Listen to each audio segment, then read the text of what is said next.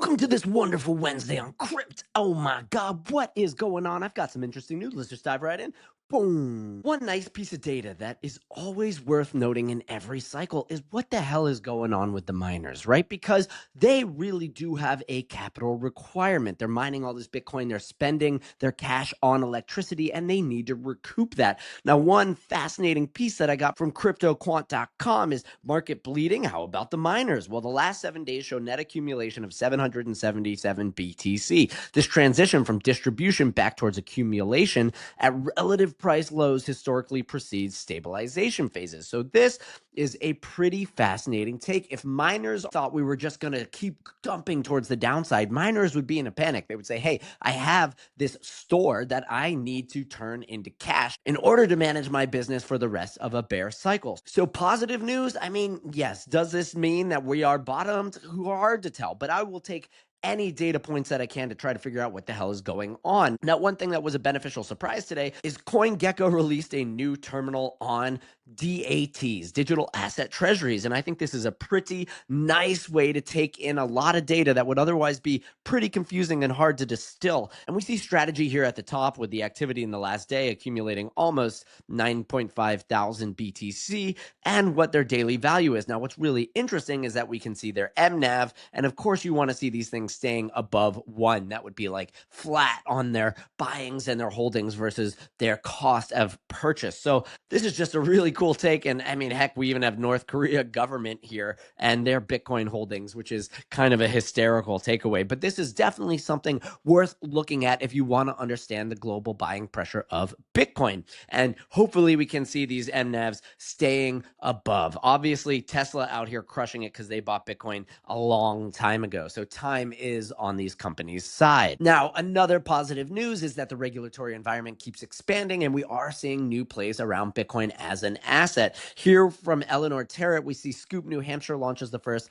Bitcoin-backed muni bond. And the Granite State just became the first to approve a muni bond backed by Bitcoin, a milestone that could pave the way for digital assets to enter the $140 trillion global debt market. Again, Bitcoin has been pretty tough to use as a financial asset, aside from being like a store of value like gold, where price just go up. But if we can start to unlock that store of value as a utility for other yield generating, revenue generating elements, well, that only bolsters the bull case for Bitcoin in the long term. So maybe as we do dip back down, we can move into this phase where the 4-year cycle isn't quite as strong, where the fact that Bitcoin has broader adoption means that the volatility flattens out and that we will actually get increased buying demand as institutions see the downward pressure as a opportunity to purchase. Now, I got to come over here to Gabe Shapiro, one of the sharpest legal minds in the space, a good friend of mine. He's been around since the get-go, and he's really the most bleeding edge blend between legal and regulatory and the technical component. And he just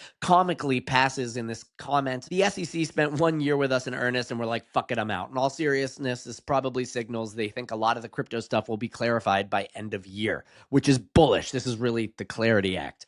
Also, the 2026 agenda is all about intermediaries. I am certain intermediary issues with crypto and tokenized securities will be a big part of that. Responding to this post, the SEC is done with crypto, removes all mentions from its agenda for 2026. So with hopes being here that in just 1 year after we got out of the Gensler regime, the SEC picked up their slack. They worked with everybody in Congress, as has a lot of the lobbyists, and that maybe we will get crypto policy enacted in law the way it's supposed to be from itself. Fingers crossed there, because again, more clarity means more ability to build real businesses. More real businesses means more cash flow, more revenue, more real fundamentals. This is all positive on the long term, not necessarily important to short-term market dynamics. Now, last but not least, I mean, Gaza, the last thing I ever want to talk about, but this was pretty wild, and this article covers basically the decimation of Gaza, removed everything from their banks to their local internet infrastructure, and just like in any developing nation, people are walking around basically with cell phones connected to the great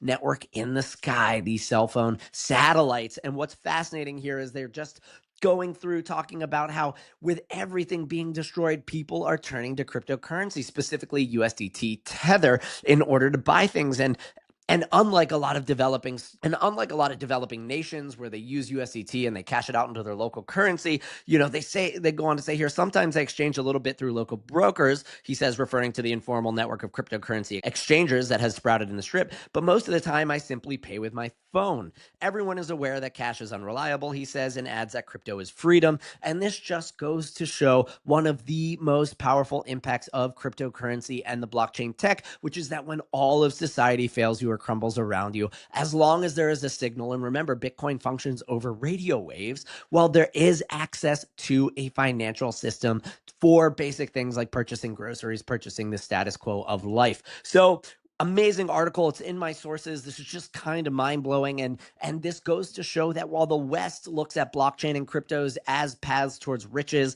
as just ways for a number to go up, there is a very legitimate and significant use case, which was the original concept of Bitcoin in Satoshi's white paper, which is for a global payment system that is open and accessible to everybody. So I do recommend you dive in here. It's pretty interesting to get the firsthand experience. And with that being said, don't over lever, stay safe, and I'll see you tomorrow.